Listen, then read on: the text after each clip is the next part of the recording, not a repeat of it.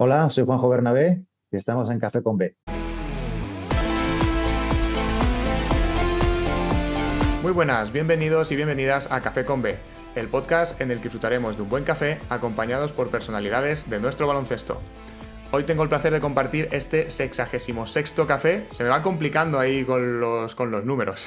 Con un exjugador de clubes como Cáceres, Ourense y León, en los que disputó un total de 19 temporadas tanto en Liga ACB como en LEB, convirtiéndose en una leyenda del club leonés. Juanjo Bernabé. Juanjo, ¿qué tal? ¿Cómo estás? ¿Qué tal? ¿Cómo estás? Un placer de estar con vosotros. Muchísimas gracias y como te comentaba antes fuera de micros, muchísimas gracias por adaptarte a las peculiaridades personales que he ido teniendo estos últimos días. Al final, pues bueno, problemas con el peque, que ha estado enfermo unos días y siempre es complicado. Así que te agradezco mucho que hayas podido adaptarte a esta circunstancia, que la verdad es que no siempre es fácil y bueno, pues cuando nos das estas facilidades, pues la verdad que te lo agradezco mucho. Y tenía muchas ganas también de que pasaras por aquí, porque revisando tu trayectoria, al final has estado muchísimas temporadas en LEB, has estado también temporadas en ACB, pero como decía, una leyenda del baloncesto en León, que lo iremos repasando poco a poco. Pero antes de nada, para empezar, ¿quién es Juanjo Bernabé? Bueno, pues Juanjo Bernabé es un alicantino que nació allá por el 75, que se fue de Alicante muy jovencito, con 17 años, a intentar conseguir su sueño. Ese paso fue con muchísima suerte. Pues, vamos, fue eh, Yo estaba en el Club Atlético Montemar, donde me formé en lo que entonces eran las categorías cadete y juvenil, que ya no existe. Y ese último año mío juvenil, que coincide con lo que era entonces el COU, ¿no?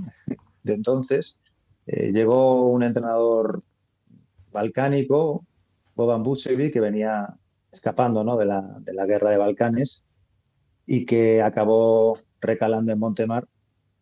Y bueno, pues empecé a entrenar y él después, porque era un profesional de esto, se fue a Zamora y me quiso llevar a hacer unas pruebas. Yo había hecho varias pruebas en Jugar de Murcia y me habían echado, Real Madrid me habían echado.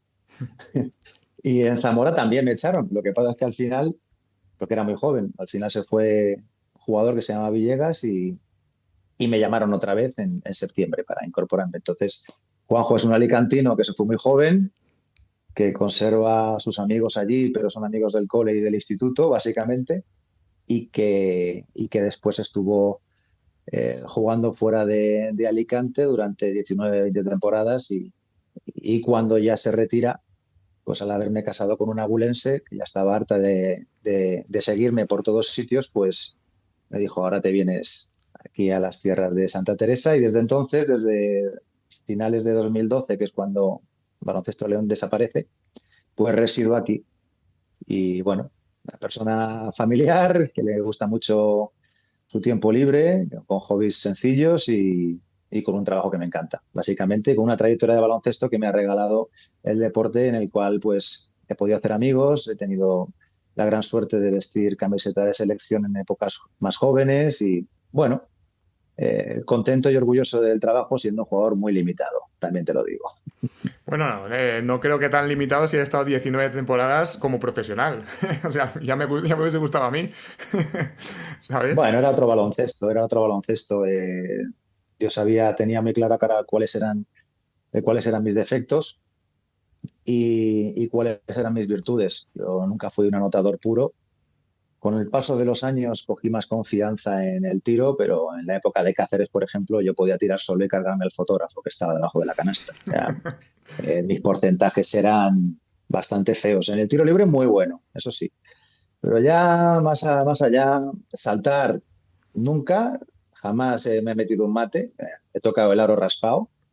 Eh, Defensivamente me consideraba un jugador bastante bueno bueno, por piernas no sé, pero sí tenía mi convicción de trabajo y eso siempre lo he llevado. Pero ya te digo, después me fui convirtiendo más de ser un base revulsivo, como decían en Cáceres, a volverme un base más director, bien por la edad, bien por la experiencia Y bueno, pues sí, es verdad que no me he movido de muchos proyectos, he sido sólido en proyectos, pues como hablábamos antes, ¿no?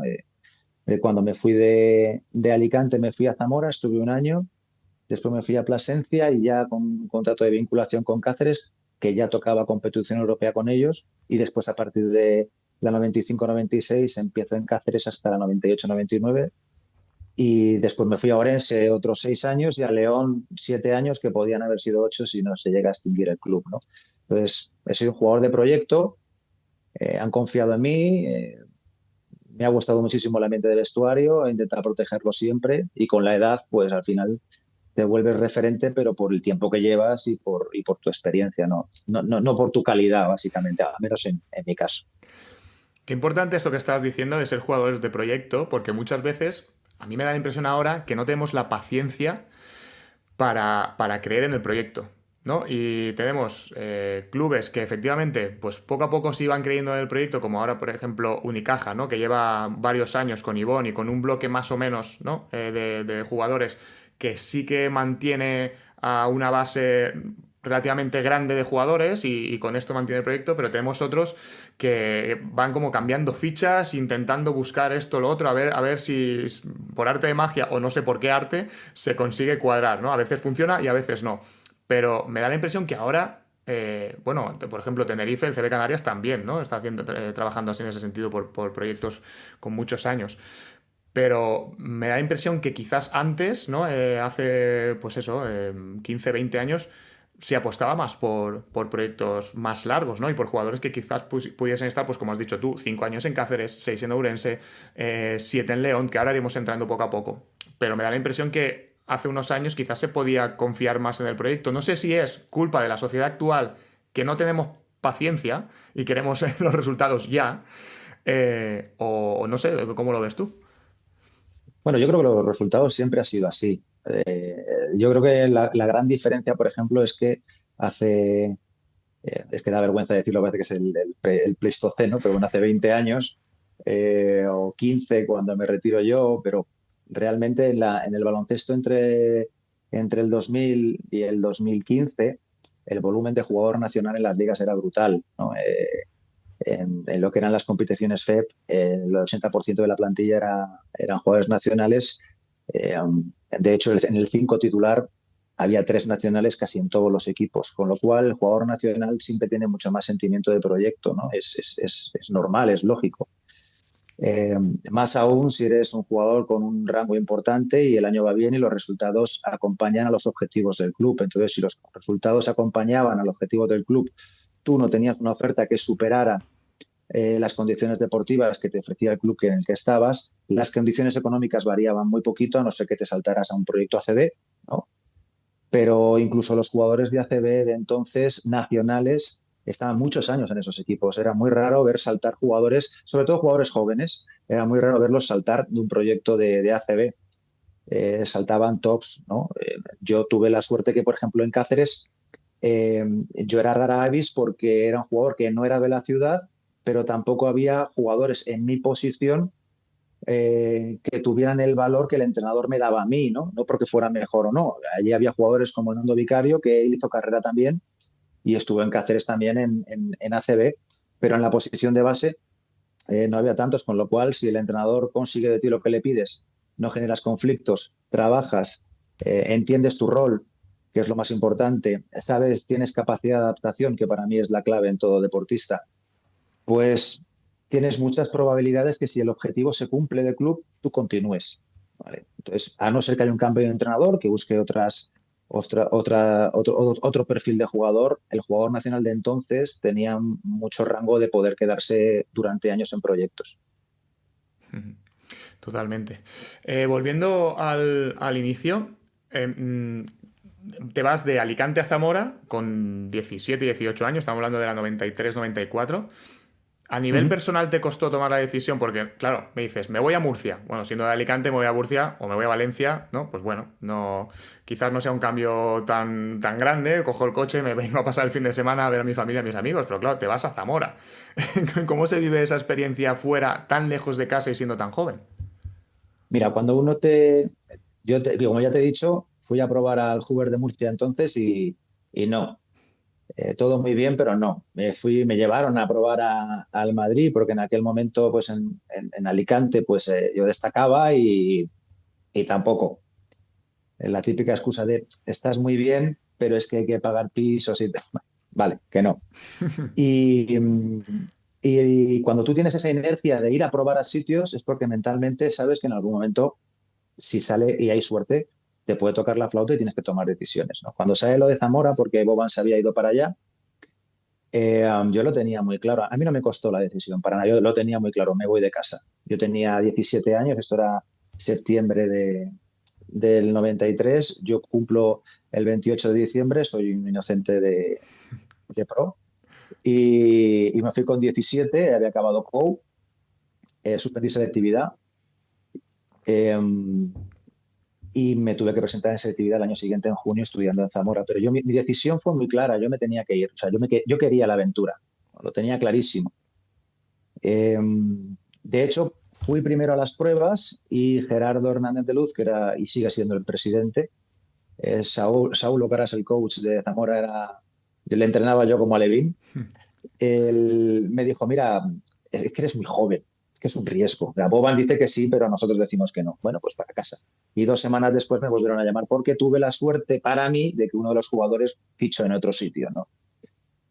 Lo tenía muy claro, costó más a nivel familiar, ¿no? De familia, pues mi madre no había clines suficientes en casa para ella, las lágrimas. Mi hermana Sonia, pues me echaba de menos. Mi padre era mucho más práctico. En aquel momento yo tenía novia y de adolescente, ¿no? Y eso duele un poco más, pero no, al revés, me empujaron todos, me ayudaron y mi decisión fue, vamos, no tenía ninguna duda de que si salía me iba. No costó, esa decisión no costó. A mí, a los demás sí, seguramente, a mí no. Ujú. Claro, eso va un poco también en la personalidad y la capacidad de adaptarse de cada uno, porque hay gente que es verdad que pues le cuesta mejor un poquito más adaptarse a los cambios y siempre cuesta un poquito más estos cambios tan drásticos y tan joven. En la 94-95 empiezas con Plasencia en el EVA, que bueno, EVA no es la EVA de ahora. La EVA de No, no. entonces sería el equivalente a LEP. No, porque Sí, yo era creo que, claro, la el primera primer año división. de EVA. Era el primer año de EVA. En la 93-94 es el último año de la primera división, que Eso era iba a primera A y preguntarte. primera B. Eso es. Y la 94-95 fue el primer año de la Liga EVA, que después de Liga EVA era la fase de ascenso a CB, directamente, a la que Claro. también fue Lucentum, Gijón, estuvimos nosotros. Sí, sí, era el siguiente paso, era Leporo, como si fuera primera FEP ahora. Hmm. Vamos, que te comiste los dos cambios, el de primera división Sí. y el de EVA. Vale. Esa temporada estás con Plasencia, pero ya estabas combinando con el Cáceres de ACB, que de hecho jugáis fase de ascenso, si no me equivoco, Sí, ¿no? ese año voy como vinculado a Cáceres. Éramos tres, estaba Jorge San Juan, Nando Vicario y yo, bueno, y Pichi Hidalgo también estaba, creo, y Ernesto Martínez, pero Jorge San Juan tenía rutina con ACB constante, venía con nosotros. Y nosotros, al revés, teníamos rutina constante con Plasencia y yo subía con el ACB cuando lo necesitaba. Hay un momento en el que Jordi Soler le dan un bocado en un codo, que entonces entendí que las dentaduras son peligrosas y se infectó y no pudo viajar a Panionios y me llamaron a mí y bueno, con la suerte de debutar y ir viendo que podía ganarme un puesto, que Manolo Flores iba confiando e iba haciendo saltos durante el año. Con Plasencia jugamos la fase de ascenso. Date cuenta que en aquel momento la primera, o sea, lo que era la EVA, había muchísimo jugador joven de canteras ACB, como San Josep de Badalona, Fuenlabrada, bueno, el nivel de jugadores era brutal y jugamos la fase de ascenso en Gijón. Nosotros perdimos contra Llobregat, creo, y creo que Gran Canaria en esa fase sube, no me acuerdo muy bien, pero bueno, sí, se jugó la fase de ascenso. Para Plasencia fue un hito. Al cambio de categoría le vino bien porque fue un impulso en todos los sentidos para Plasencia. Ujú.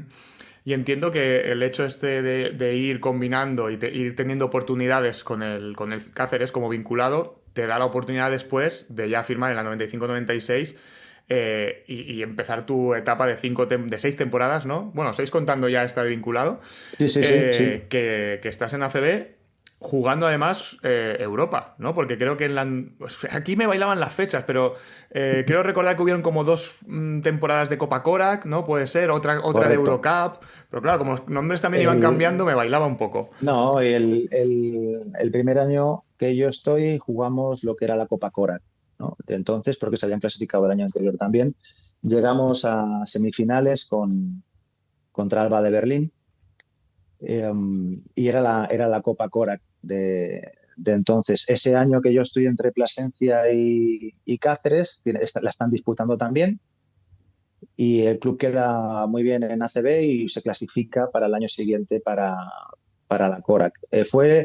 Eh, Después de ese año se volvió a jugar otra competición europea, no sé si ya se llamaba Korak o no me acuerdo muy bien, eh, que empezó el año Manolo Flores, lo cortaron en diciembre y llegó Manel Comas y acabamos esa competición. En el primer año mío de Cáceres, esa competición, claro, yo realmente me fraguo mi contrato cuando el año anterior con Plasencia subo y no es que lo hiciera francamente bien, sino que, como te decía, acepté mi rol. Entonces los juniors, aunque era senior ya, pero el PJ, como nos decían, por evitar palabras, pues yo estaba enamorado de ese rol.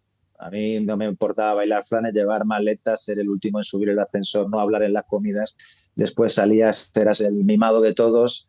Eh, yo creo que me gané mi contrato siguiente también, no solo porque el entrenador veía que podía ayudar, sino porque el grupo ya me conocía y no ponía pegas, ¿no? Aceptaba el rol y me adaptaba. Para mí era un sueño, era un chico de Alicante, en ACB en Alicante solamente había salido Iñaki Gómez a Baskonia, entonces, y Fernando Vidal, que había ido a Breogán, pero hace muchísimos años antes, para mí era un privilegio, ¿no? Entonces, lo que hiciera falta.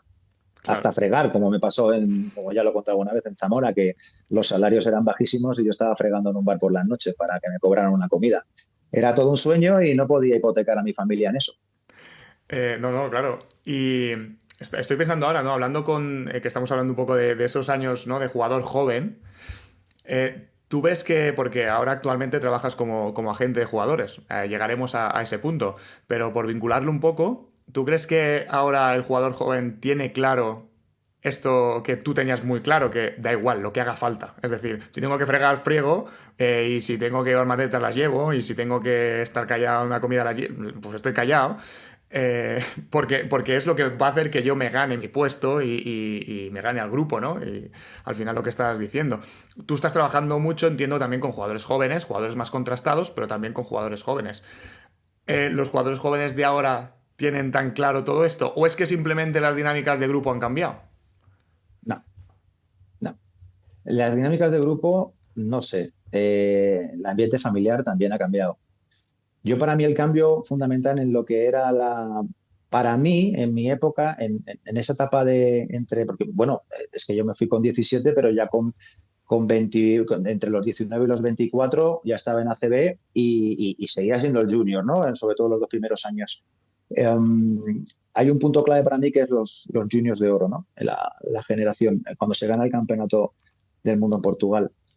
En ese momento, generalmente los jóvenes cobrábamos menos que los veteranos del equipo. Hay un cambio, ¿no? En ese momento, yo estoy en Orense y los jugadores jóvenes que vienen, que alguno había sido junior de oro, cobran más que algunos de los seniors, ¿no? Entonces es muy difícil, empieza a haber un cambio en el que el hecho de debutar en ACB y hacerte 20 flexiones durante 3 partidos al principio del partido para que la gente te aplauda empieza a verse mal. Los jugadores empiezan a cobrar más y empiezan a ver mal el tema de llevar maletas. Tienen su ego, tienen su caché, tienen su protagonismo, tienen su importancia dentro de la liga y más si te vienen cedidos de otro club. Empieza a cambiar un poco la filosofía y también empieza el cambio de mentalidad de los padres, ¿no? El proteccionismo, ¿no? Ahora pones a un niño a hacer flexiones y tienes al padre casi llamándote que le estás haciendo bullying. Eh, los entrenamientos quieren hacerlos a puerta cerrada a los entrenadores para que no haya información hacia afuera que pueda dañar lo que es la dinámica de entrenamientos. A mí me han insultado todo lo que no está escrito en mis entrenadores y yo siempre lo he aceptado de manera positiva. Nunca he pensado que fueran a humillarme y cuando ha habido una falta de respeto de más, pues sí que la hablas como jugador, ¿no? he tenido la suerte de tener excepcionales entrenadores, desde Boban, Cañizares, Manolo Flores, Pedro Martínez, Salva Maldonado, Manel Coma, Sergio Valdeolmillos, Ángel Navarro. He tenido muy buenos entrenadores que han sido muy duros con los jóvenes, pero también porque era una parte de la enseñanza, ¿no? Ellos les gustaba que la jerarquía era muy importante y la jerarquía te protegía también si tú la protegías, ¿no? Ahora eso no existe. Ahora el jugador que no juega minutos joven llama a su padre o a la gente para decirle por qué no juego. Si le castigan sin un entrenamiento, hay una llamada. La capacidad de adaptación es muy complicada porque no se está preparado para sufrir. Ese es mi punto de vista personal. Ahora mismo la gente joven no quiere sufrir, quiere las cosas rápidas, fáciles y hechas. Y no aceptan las broncas, no aceptan los castigos y en la gran mayoría, que lo sabrá, como los hay en todos sitios, pero la inercia es, eh, toman la seriedad del entrenador, la disciplina del entrenador, que los entrenadores también han cambiado, gracias a Dios son más empáticos, ¿no? Y ya no es como antes, cuando entres dentro de las cuatro líneas es lo que me importa, fuera de ellas me das igual, que era una filosofía que había antes. Ahora se han dado cuenta que la vida personal de cada uno es fundamental a la hora de la productividad dentro de la pista, ¿no? Pero antes no era así. Era otro nivel de baloncesto y otra cultura deportiva, pero estaba acertada. Entonces, ahora un entrenador que sea recto o que castigue de una manera que otros no lo hacen, genera una sensación de agresión. Y esa sensación de agresión se traslada a casa y hay problemas. Pues yo creo que ahora mismo los jugadores tienen otra filosofía. Les cuesta mucho entender que hay que trabajar y hay que sufrir y hay que levantar la toalla en el banquillo y que hay que entender los roles, y por eso yo, por lo menos a los míos, les digo que el secreto para ser profesional no solamente es ser bueno o tener capacidades, sino tu capacidad de adaptación y entender cuáles son tus defectos, trabajarlos, pero entender también que un año a un entrenador le gustas mucho y otro año al entrenador no le gustas nada y vas a chupar banquillo. Y ahí ya cuando te llaman, me quiero ir, me quiero ir, me quiero ir. No, no, es diferente, ¿vale? Es diferente, Robert, es diferente. Justo en el episodio anterior hablábamos con Román Montañez, que también trabaja como agente, y coincidís en exactamente lo mismo, ¿no? Que decía, es que ahora muchas veces no quieren sacrificarse. O sea, no tienen esa capacidad de sacrificio, a veces no la tienen, y lo quieren todo ya. Y justo lo que decías, ¿no? Es que no me siento.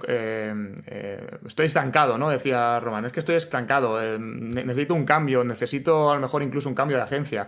Y él decía, ya, pero yo te estoy ayudando. Pero el que tienes que dar el 100% eres tú. O sea, yo no puedo estar por ti en la pista, ¿no? Y entonces, al final, te estaba oyendo y digo. Qué casualidad, ¿no? Que dos personas que están trabajando con jóvenes estén viendo lo mismo, ¿no? Algo tiene que haber ahí. Bueno, es que aparte está hablando de un perfil, Román, que a él no le ha regalado a nadie nada en su etapa deportiva. Ha sido un trabajador, un currante, un tío de equipo, tío de vestuario, respetado, pero no solamente por su nivel de jugador, sino por lo que daba dentro de un vestuario, dentro de un equipo, y que ha vivido esa etapa de ser junior, de llevar maletas, de estar ilusionado de viajar con el primer equipo, aunque las pasaras y te raparan la cabeza cuando debutabas. Eso era parte de la cultura deportiva y eso es un bagaje que muchos de los de ahora no lo van a tener nunca, ¿no? Y todo está siendo fácil y todo está siendo bonito. Y nosotros vivimos otro tipo de baloncesto, con lo cual valoramos mucho los jugadores que tienen capacidad de sacrificio, que son humildes, que no se comparan con otros, que eso es muy complicado, y un ambiente familiar que deje trabajar al jugador y a la persona que se va a encargar del jugador. Y que porque no juegue 2 días no se acaba el mundo, y porque le critiquen el entrenamiento no se acaba el mundo, sino al revés, es un proceso de formación y que tienen que entenderlo. Ya serán profesionales y muy buenos, y como me decía Manel Comas, hoy a mí me decía, ¿tú entiendes lo del yunque y el martillo, Bernabé? Y digo, no, bastante cabreado estaba yo con que no jugaba. Después ahora eres yunque y te toca aguantar golpes y a lo mejor algún día eres martillo. Pues son ejemplos de lo que era el baloncesto y la cultura deportiva de antes. Así es. Antes yo subía los juniors, cuando yo era senior, te subían al primer equipo y te pasaban la pelota. Ahora los juniors suben y se las tumban todas. Y se cabrean porque los del primer equipo les sueltan algún mantecao que otro. Pues hombre, claro, ¿sabes? No se entiende la cultura deportiva como se entendía antes. Sí, sí. No, yo me acuerdo lo mismo de subir a entrenar con el LEP y el entrenador me decía, si no tienes claro un sistema, no entres hasta que lo tienes claro, hasta que lo tengas claro. Pero necesito que si entras lo tengas claro. Pero no podemos parar el entreno por ti y tal. Vale, vale. Y recuerdo el primer entrenamiento de estar en la banda con el ayudante. Me decía, vale, hacemos esto, hacemos tal. ¿Lo tienes claro? Digo, no, no, todavía no. Por esto decir, vale. Y ya cuando lo tienes claro, dice, vale, vale, en la siguiente entras y se para, ¿no? Y el primer entreno fue un esto de estar fuera, analizando qué es lo que estaba pasando.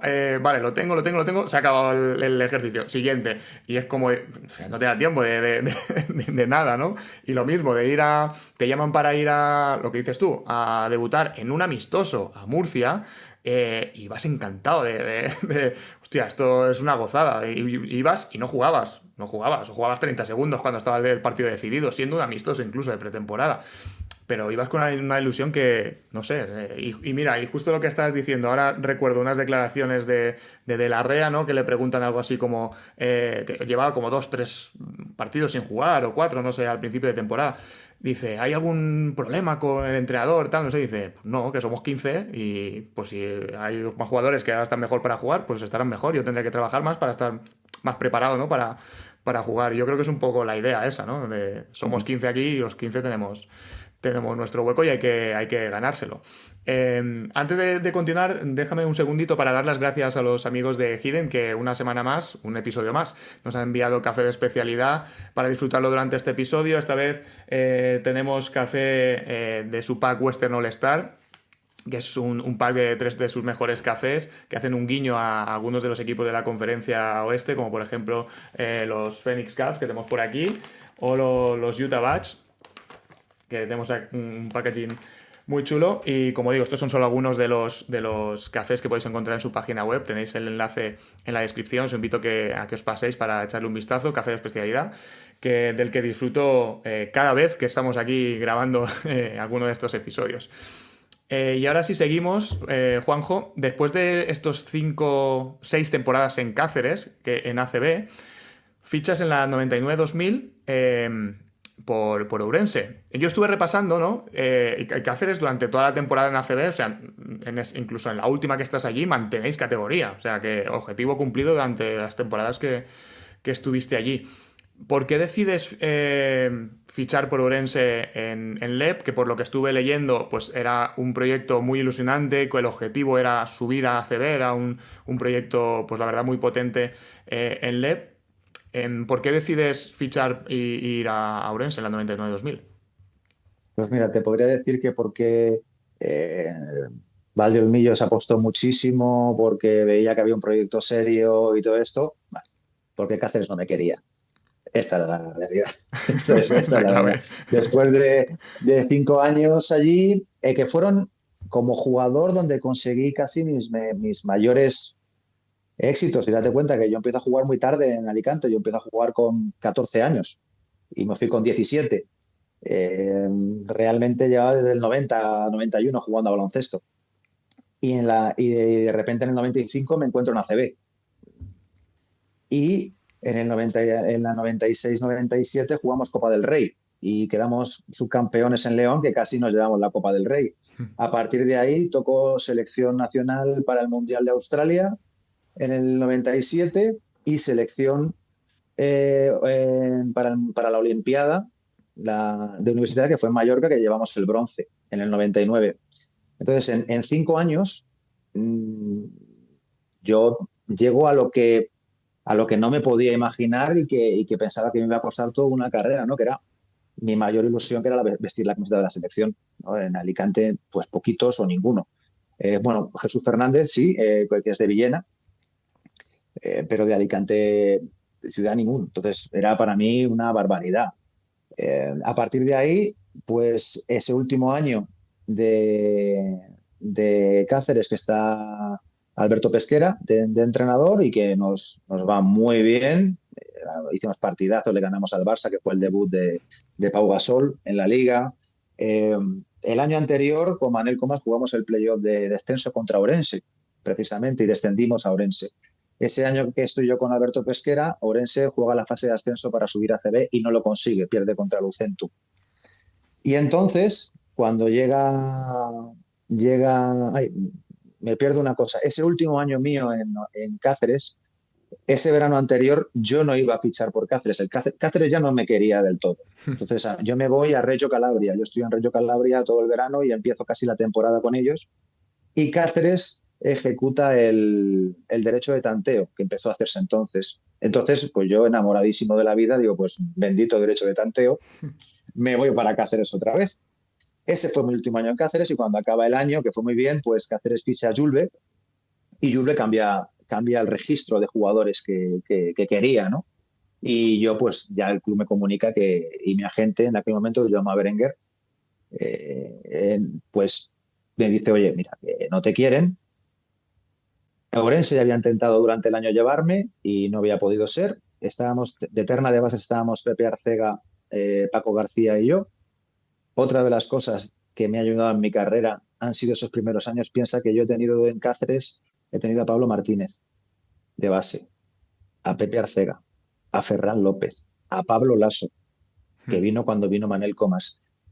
Y en esa época en España estaban Chichi Creus, Rafa Fresa, lo mejor que te puedes encontrar de bases. ¿No? He tenido la gran suerte de mamar eso, de aprender de ellos, de enfrentarme a ese nivel de bases, que eran bases generadores puros, eran bases puros, y eso es lo que me ha ayudado después en mi carrera. Cuando me voy a Orense es porque, bueno, es verdad que Valdeolmillos me plantó un proyecto chulo, pero Cáceres no me quería y yo salía al mercado, ¿no? Salía al mercado de mi nivel de jugador, iba a hacer que en ACB fuera última opción para todos los equipos seguramente, pero para Le pues era un perfil de joven. Yo justo ese verano me iba a la universidad, llegamos el bronce y llegué a Orense como un tiro de todo el verano, ¿no? Pero claro, tenías jugadores como Guillermo Coll, Joan Peñarroya, eh, eran jugadorazos, ¿no? Bob McCann, Bob Hastad. Y siendo un equipo, yo creo que a nivel individual, peor que otros, conseguimos un grupo humano brutal y es lo que nos lleva al ascenso. La química con Sergio, Valdeolmillos y bueno, pues ese fue el primer año de Esa fue la decisión, que Cáceres no me quiso, básicamente. Como lo habías comentado, lo tenía aquí anotado antes de entrar en profundidad en Ourense. En el 97 jugás el Mundial Sub-22 o Sub-21, no sé cómo estaba Sí, sí, entonces, sí. en Australia, que caéis en Uh -huh. cuartos contra Puerto Rico, Contra Puerto Puerto Rico, Rico. 71-77, es decir, ahí muy, muy ajustado. Y luego en el 99 la Universidad de Palma de Mallorca, que ahí es donde sí que conseguís el bronce, que luego buscando también un poco los encuentros, caéis en cuartos contra Estados Unidos, que fueron los que ganaron, o sea que tampoco ni tan mal, y el tercer y cuarto puesto contra México. México. Eso es. Que bueno, la universidad, para el que no lo sepa, pues son unos Juegos Olímpicos universitarios, ¿no? Por decirlo así, para deportistas universitarios, ¿no? De hecho, he encontrado por ahí que se llamaba Universiada como un guiño a Universidad y Olimpiada. No sé si sea verdad o no, si alguien lo sabe, No, no, pues no te imaginas, hicimos el pasillo de los Juegos Olímpicos con antorcha, claro, sí, sí, todos sí. vestidos, con el gorro, con el pasillo de todos los deportes allí. Fue fantástico. Nos hubiera gustado que hubiera sido un poco más lejos por Sí. tener otro tipo de aventura, pero al final en la Mallorca, que para las familias vino muy bien. Pero bueno, hicimos un papel muy, muy digno. De hecho, de toda esa generación y de la generación del 97, si miras el roster de la generación del 97 y miras el roster de la del 99, yo creo que el único que no tocó carrera continua en ACB fue aquí un servidor. Los demás fueron todos unos cracks. Bueno, pero carrera continua no, pero sí carrera sí que tuviste tanto en ACB como en LEP. Oye, ¿qué se vive? ¿Cómo se vive sobre todo la primera llamada cuando te llaman para ir con la selección? Bueno, pues mira, yo estaba en Cáceres acabando la temporada y ya me iba para Alicante. En Alicante eran las hogueras de San Juan. Y esto era santo y sagrado seña de mía para juntarme con los amigos, ¿no? Del 20 al 24 de junio. El 20 de junio me llega una carta a casa de Lolo Sainz, de la Federación Española, ¿no? Convocándome al stage que se iba a hacer para el Mundial Sub-22 en Puente de Viesgo, en Santander. Entonces ahí me llega la carta, la abro, pues imagínate. O sea, yo veo un chico de Alicante que está en Cáceres. Es verdad que ese año habíamos jugado, se había hecho el All-Star en Cáceres. Yo ya iba con la selección de jóvenes, porque antes el All-Star, cuando existía, era americanos contra selección absoluta y después grupo de jóvenes, ¿no? Los Haas, que decía Manel, como a los jóvenes, aunque sobradamente preparados, del norte y del sur, ¿no? Hacían así. Entonces ya mi nombre estaba sonando un poquito, pero había muchísimos más, ¿no? Entonces yo acabo, la concentración era en julio y el entrenador era Gustavo Aranzana y de segundo estaba Paco García. Y, y nada, yo salgo de fiesta con mis amigos ya para despedirme antes de coger el vuelo. Y entonces, pues si te tomabas X, te regalaban una camisetita de Jack Daniels, negra, esa fantástica que había de Jack Daniels. Así, pues yo me la gané. Y sin pensarlo, cogí el vuelo y me fui a Asturias. Conforme aterrizo, me coge Dani García, me coge Bernie Hernández y me dicen, ¿dónde vas? Tú no sabes dónde estás. Vete al baño y quítate esta camiseta. Y yo iba en una nube, en una nube. De hecho, pasamos todo el stage, hubo momentos muy bonitos, lo pasamos muy mal porque justo cayó el tema de Miguel Ángel Blanco estando en la concentración, hicimos un parón serio y me acuerdo las caras de todos nosotros. Y el último día, pues eran los cortes, ¿no? Yo me veía afuera, yo tenía a Bernie Hernández, tenía a Rodrigo de la Fuente, tenía a Óscar González y estaba yo. Y al final Gustavo Aranzada decide que me quedo. El corte era Óscar. Bueno, pues yo, claro, no había móviles, ¿eh? Entiéndeme, no había. No, no, Era claro. llamada por teléfono, oye, mamá, papá, que me voy a Australia.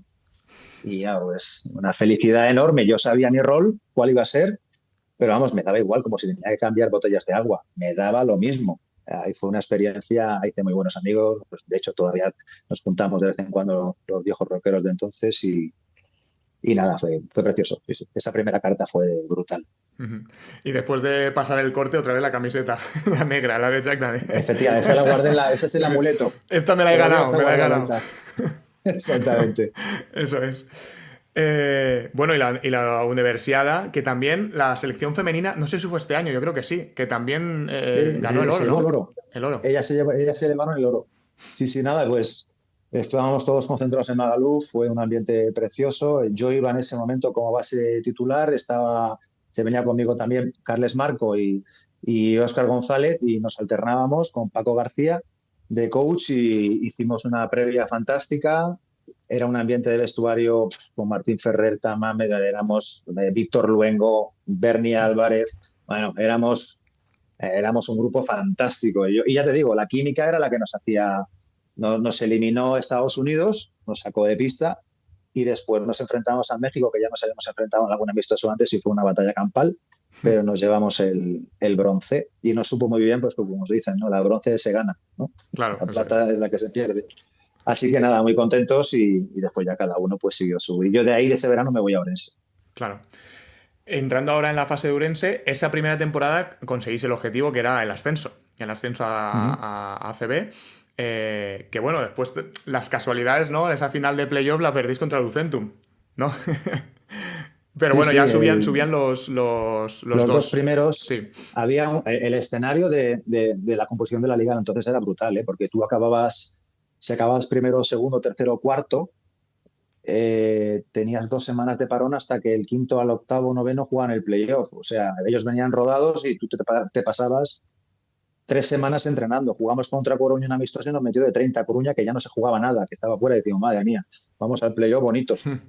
Jugamos primero contra Murcia, un playoff duro, sacamos el 3-2 y después jugamos contra Menorca, ganamos los dos de casa y el tercero in extremis, yo tengo 2 tiros libres eh, perdiendo de uno, o sea, perdíamos de dos, hay canasta y falta y meto el tiro libre, ataca Tisi Reinés y fallan el ataque y ascendemos. Entonces, claro, ascendemos en Menorca un domingo que bueno, pues nada, nos rapamos todos el pelo por hacernos la gracia y nos volvimos a Orense y después jugamos la final contra Alicante, nos ganaron en casa y nos ganaron allí, pero bueno, ya era una fiesta igualmente. Yo estaba en casa, yo estaba en Alicante viendo a mis amigos, me moría de envidia de ver a Navalón, de ver a Parreño, de ver a Toni Gallego, de verlos allí, pero yo también había ascendido, ¿no? El destino quiso que años después cambiara, bajáramos los dos y después volviéramos a jugar contra ellos el playoff y nos sacaran de la pista. Y perder en casa un playoff me costó superarlo, ¿eh? Me costó superarlo. Así es. ¿Se vive diferente una temporada ACB cuando te la has ganado?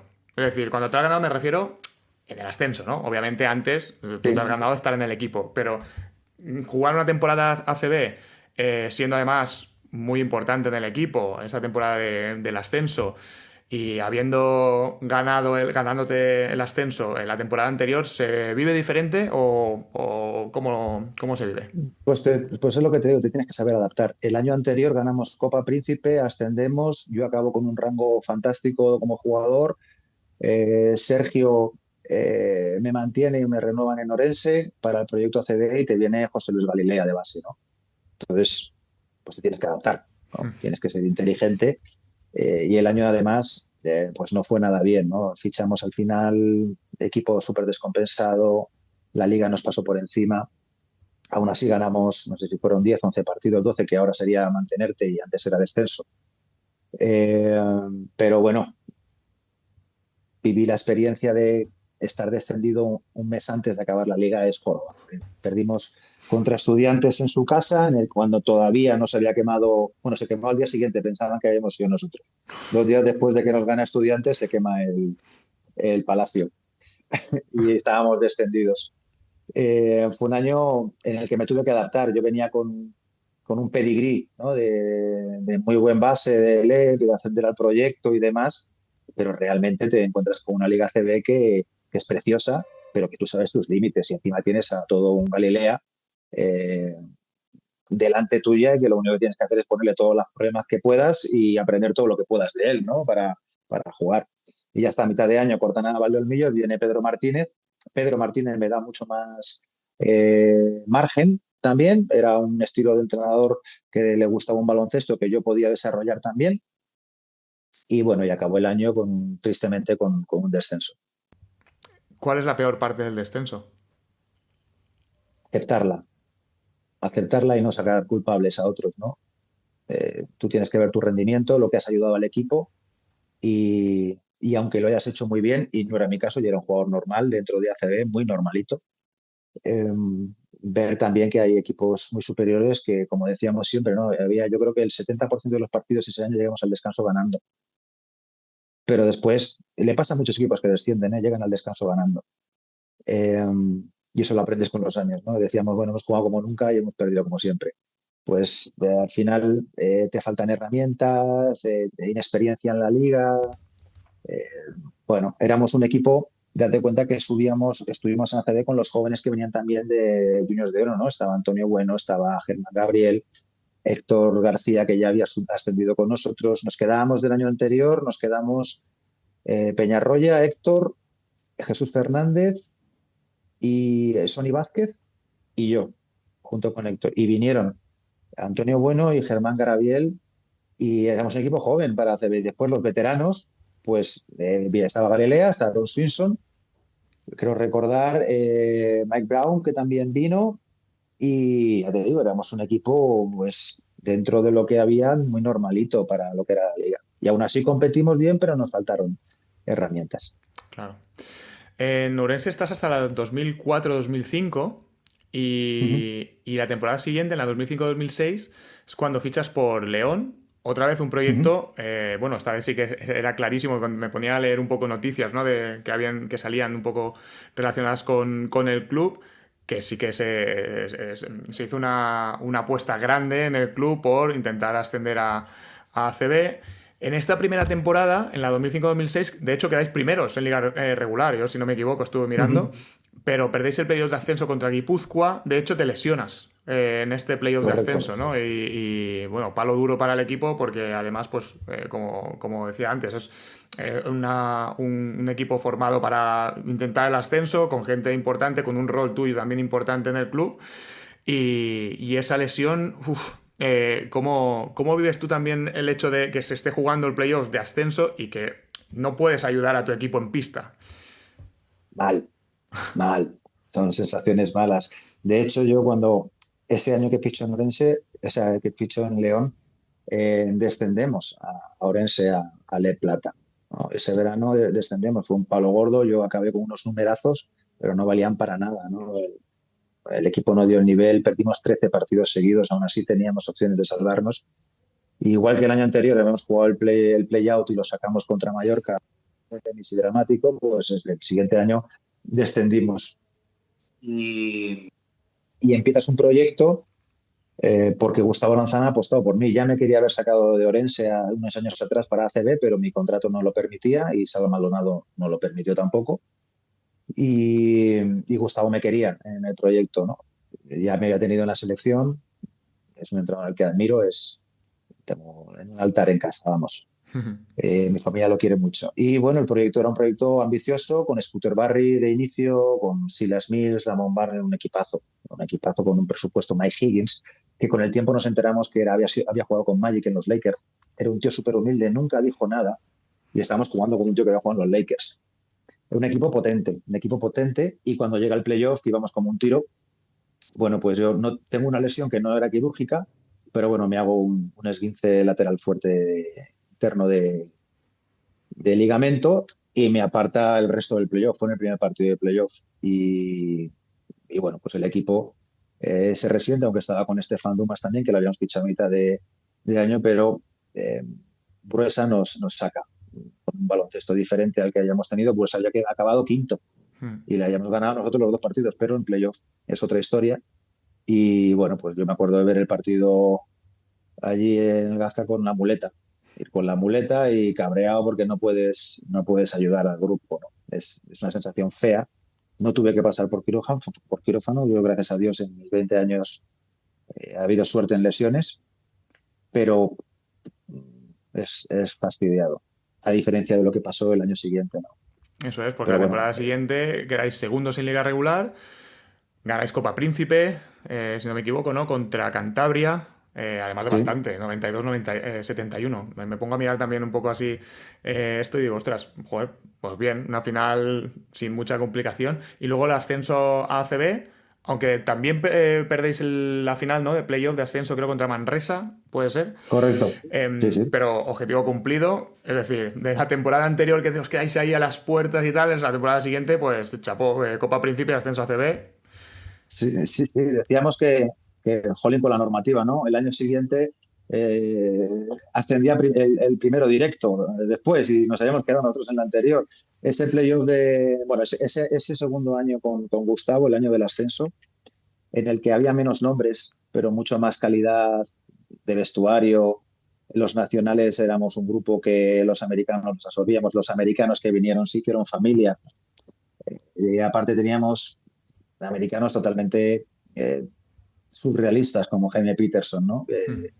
Lo mexicano que venía era fiesta, era alegría, un rookie que venía con nosotros como Terrence Líder, bueno, pero lo que era la base fundamental del equipo era brutal, ¿no? Con Pablo Quinteros, con Tuki Buffoni, Estefan Dumas, con Dani García, con Urco Tegui, Lucho Fernández, estaba yo también. Entonces el bloque nacional era muy potente. Es lo que te decía antes, ¿no? Que en los playoffs de entonces, el cinco titular, tres mínimo eran nacionales. El nivel nacional era brutal. Ahora eso no lo ves. Ahora eso no lo ves. Entonces, nada, el playoff jugamos primero, creo recordar, contra Palma Acuamágica y nos triplicaban, no, primero Melilla, después Palma Acuamágica, que nos triplicaban el presupuesto. Y después Zaragoza, que ya lo quintuplicaba el presupuesto nuestro. Ganamos el primer partido en casa, perdimos el segundo, perdimos el tercero y íbamos al partido y veíamos el autobús de que ponía bien, somos ACB, ¿no? Ya lo tenían toda la fiesta preparada. Entonces Gustavo tuvo la magia de un entrenador, ¿no? Perdimos el tercer partido, 2 días después ya era el último, principio, y nos dijo, no os quiero ver hasta el día del partido por la mañana, pero lo que hagáis lo tenéis que hacer todos juntos.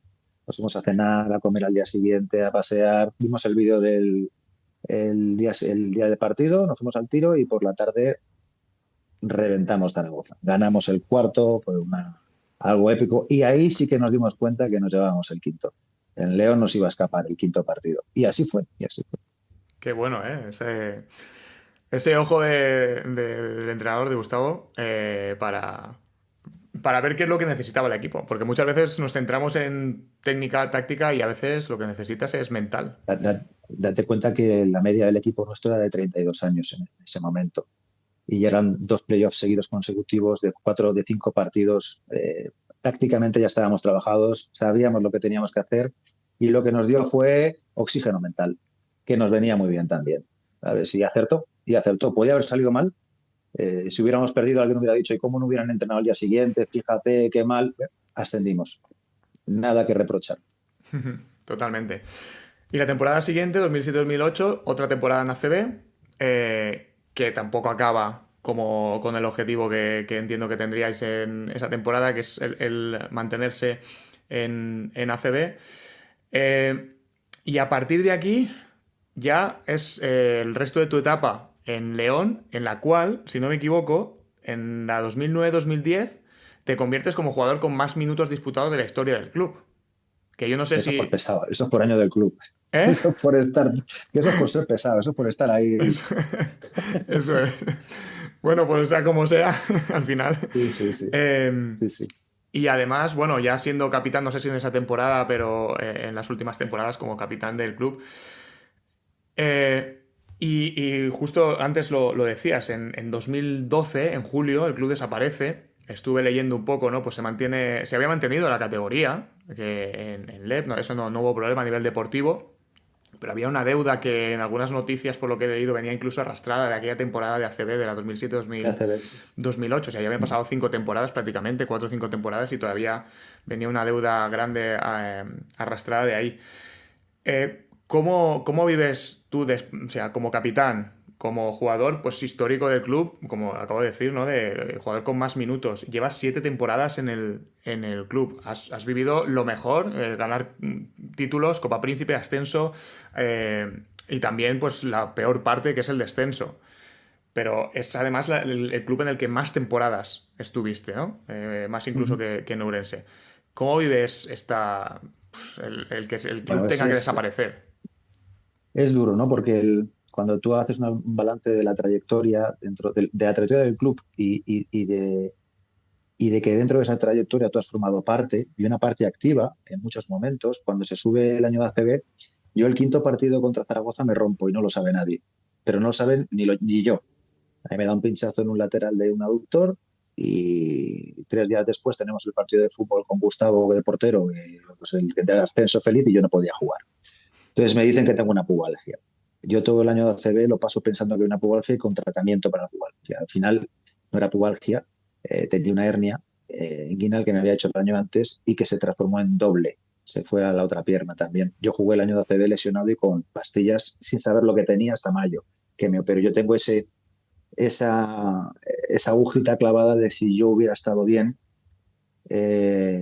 hubiera rendido a otro nivel. De hecho, yo en diciembre digo, Gustavo, córtame. No puedo, o sea, no podía hacer ni el skipping. El medicado lo pasé mal ese año. Y después descendimos, me operé en verano, me saqué mi título superior ese verano también, que ya era lo que me quedaba de formación como entrenador. Y empieza una etapa en la que el club invierte mucho dinero en ese primer año de ascenso porque venía con la cadencia de ACB, con la devolución del fondo de ascensos y descensos. El equipo no consigue el objetivo y a partir de ahí empiezan los problemas económicos serios del club. Los van gestionando como pueden, pero al final de la 11-12 se nos debían 6 meses de salarios, la situación era insostenible, tuvimos que ir a Laval. Eh, y ahí me queda un año más de contrato. Me posicioné pues, a nivel político, entre comillas, posicioné la situación para intentar hacer fuerza junto con el club para salvar la situación. No salió bien. Y a partir de ahí, el año siguiente el club desaparece y te sientes mal porque yo ese último año que me quedaba de contrato, ya con 38 años, me lo planteaba como un año de tránsito para prepararme mi siguiente paso y de repente te encuentras con que el siguiente paso ya lo tienes en los morros. Después triste porque la gente del club a la que quieres y a la que aprecias se queda sin trabajo y el club desaparece y sobre todo, y más importante, que la entidad del club en la ciudad se disuelve, ¿no? Era un pabellón lleno, continuamente lleno en Leporo, con gente que amaba el deporte, con niños que se identificaban y se quedan sin eso. Y se quedan sin eso de una manera criminal, ¿no? De repente no es que ya no hay baloncesto, ya no hay. Y es muy triste porque justo ese verano desaparecen muchos clubes. Bueno, muchos. Granada insolvencia también. No me acuerdo quién fue también el que se puso en bancarrota también. Coincidió, yo creo, el estallido ya de la burbuja que se había generado a nivel urbanístico y todo esto. Los clubes estaban muy apoyados por construcciones y por empresas de construcción y todo eso afectó y León en ese momento se sustentaba en gran parte en la ayuda del ayuntamiento, ¿no? Que también pasó por una crisis. Entonces desaparece y te quedas desangelado y me obligó a dar mi siguiente paso mental. Yo había tenido antes, en 2004, había creado una empresa de campus para los chavales en verano, en Orense y tal, y me centré un poquito en eso, empecé a entrenar con los de Lovila en Le Plata y hasta que llegó el tema siguiente de la presentación. Pero fue un momento muy complicado. Claro, es que hay veces que pues los jugadores se retiran porque pues ya físicamente no da más de sí o porque mentalmente no da más de sí, pero claro, en tu caso no fue así. Entonces una No, no, retirada forzada, por decirlo de de alguna hecho manera. yo siempre lo he dicho, Joaquín, que en aquel momento estaba de presidente, decía que el último año mío, que no solamente por el jugador con más minutos o anotación o lo que fuera, sino que en ese momento yo creo que aún se mantiene.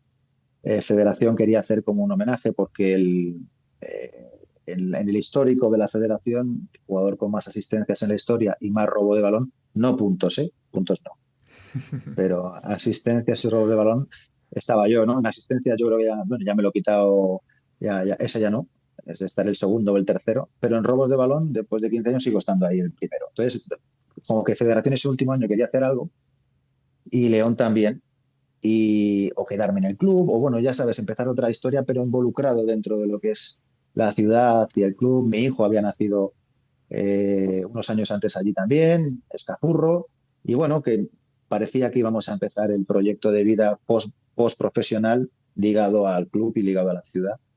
Y de repente te encuentras con que tienes que llevarte las cosas a otro sitio y olvidarte y no me retiro yo, me retira el baloncesto, ¿no? Y esa fue mi gran pena al final, ¿no? Pero bueno, esto es así, se aceptó y se aceptó. Y luego la capacidad también de reencontrarte, ¿no? De reinventarte un poco. Y en 2013 es cuando empiezas como agente de jugadores, agente primero en una empresa diferente, ¿no? Ahora desde el 2018 en Romayor Sports Management, si no me Correcto. equivoco.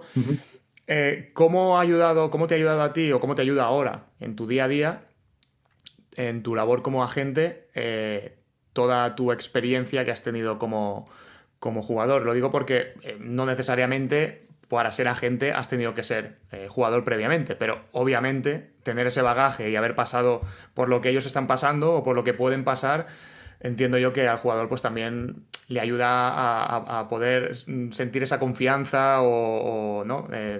Contigo me refiero. Bueno, date, yo ahora, conforme lo que, sobre todo la gente joven, conforme piensa, he cambiado un poco mi percepción.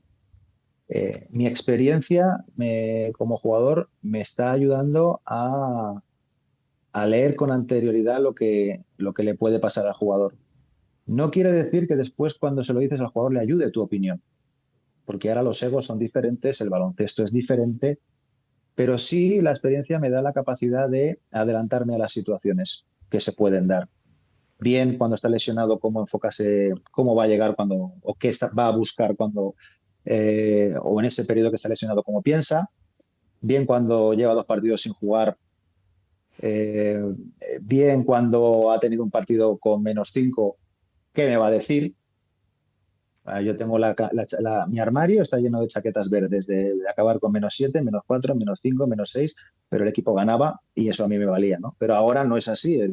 Ahora las estadísticas con el más menos fantástico y las valoraciones, pues bueno, en el puesto de base, en el mío propio, cuando hablo con mis jugadores que llevo de base, siempre les digo que la parte más importante es la parte derecha de la estadística, que es la que te hace valorar realmente. Después anotarás o no, pero aunque el baloncesto haya cambiado a bases más anotadores, pero la parte de rebotes, asistencia, balones recuperados, balones perdidos, faltas recibidas, faltas cometidas, es la que a mí me ha dado de comer. Yo podía meter 6 puntos en un partido y acabar con 20 de valoración, pero porque acabas con 8 asistencias, 3 robos de balón.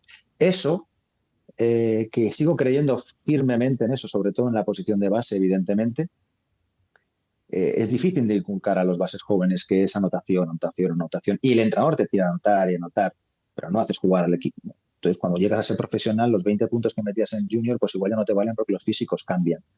Adelantarme en ese proceso es mi experiencia. Que después él lo quiera recoger como válido para él, ya es otro tema, ¿no?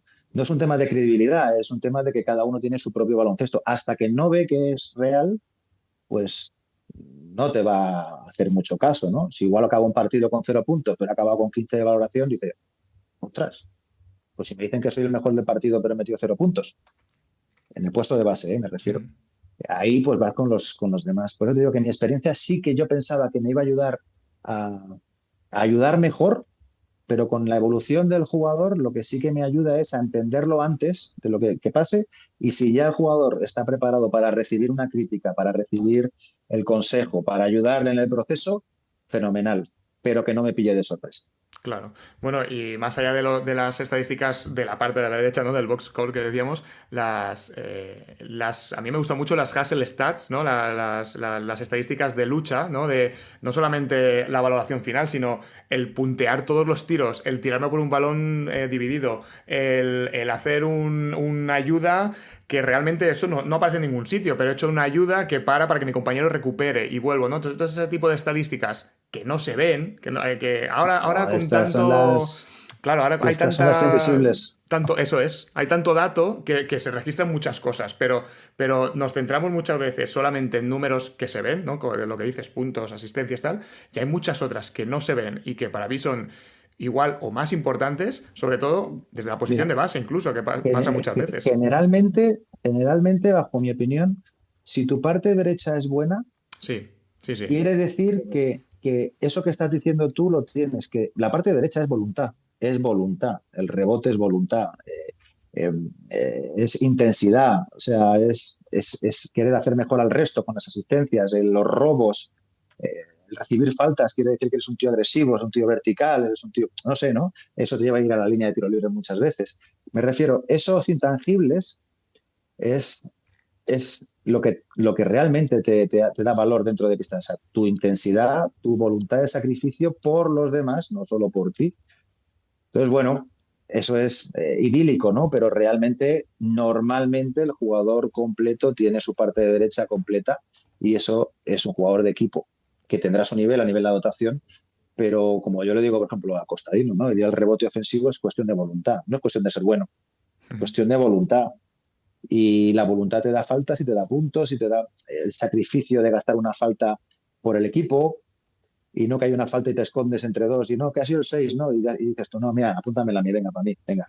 Sí, que sé que mi Pues compañero tiene el dar tres la o mano cuatro, esta es mía. en el banquillo, el comunicarte con tu entrenador, bueno, cosas que a mí me gusta ver en los partidos y sobre todo en jóvenes. Totalmente. Te voy a lanzar la pregunta ciegas de, ya lo he dicho antes, Román Montañez, que fue el invitado del episodio anterior. Él no sabía que ibas a ser tú, nadie sabéis quién va a ser el siguiente. Y su pregunta era, ¿recuerdas alguna situación durante tu etapa deportiva, ¿no? Como jugador en la que dijeras, tierra, trágame? Sí, sí, sí. Pues lo que son las bromas de entonces, ¿no? A nivel dentro del campo, sí. Yo creo que inventé la finta de cambio. Ahí Manel Comas en un partido, cuando eran dos tiempos de 20 minutos, no los de ahora, me llevó a pedir el campo al cambio 6 veces. Y las 6 me echó para atrás. Y la gente ya me llamaba tonto. Yo iba y ya estaba pendiente de entrar por si el árbitro pitaba, pero no, antes de que pitaba el árbitro me decía, no, Juanjo, siéntate. A ver, otra Para vez, atrás. ¿no? Y nada, un partido contra el Madrid precisamente, íbamos a falta de 10-12 segundos para acabar el primer tiempo, de esos 20 minutos, perdíamos de dos. Y entonces a mí me sacan a la pista, ¿no? A jugar. Y yo miro y ponía, nos faltaba un minuto, ya ponía 1.2 así. Fíjate cómo concentrado estaba yo. Conforme me sacan de, banda, o sea, de fondo y había sido canasta, la lanzo al otro lado, pensando que quedaba un segundo y pico. ¿Qué pasó seguidamente? Pues que me dijo, "Vale, vente al banquillo otra vez, bajo". Desde que pide el cambio hasta que me siento, pues lo que escuché fue muy, muy, muy bonito, muy bonito, muy bonito. Hostia, esa es Y buena. después, nada, pues, fuera del campo, ya, antes se hablaba de las bromas que se le hacía a los jugadores o a los jóvenes, ¿no? La más sencilla y la más cruel que me ha hecho a mí en mi vida fue en Pancorbo, íbamos con Cáceres, íbamos a jugar contra el Barça. Y y paramos a comer. Y uno de los jugadores, no te voy a decir quién, cuando acaba la comida, pues claro, a Barcelona venía toda la directiva siempre. De Manolo Flores y los directivos estaban tomando el café, ¿no? En la barra del bar. Y uno de los compañeros me dice, voy a comprar un paquete de tabaco. Entonces voy allí, ya, digo, paquete de tabaco, no voy a decir la marca tampoco, y se gira Manolo y la directiva, me miran, ¿tú fumas? Digo, sí. Ah, muy bien, muy bien, muy bien. Cojo el paquetito, me voy. Evidentemente, yo venía a jugar una media de 12 minutos por partido. Ese partido no lo jugué. El lunes, yo hundido, hundido, hundido, diciendo, he defraudado a mi entrenador que me ha traído, además no es verdad. No sé qué. El lunes acaba el entrenamiento y conforme acaba me dicen, a ver, Fumeta, venga, a subir gradas que hay que echar el humo. Estuve 2 meses bajando gradas todos los días después del entrenamiento, pero claro, yo no me podía decir nada hasta que un día ya me levantó el castigo y yo no dije ni mo. Pero ese momento de pedir, fíjate la broma, ¿eh? ¿Me das un paquete de tabaco? Hay que Hostia. pasarlo, ¿eh? Eso sí que te tienes trágame, madre mía, tío. Bueno, buenas piernas también, ¿no?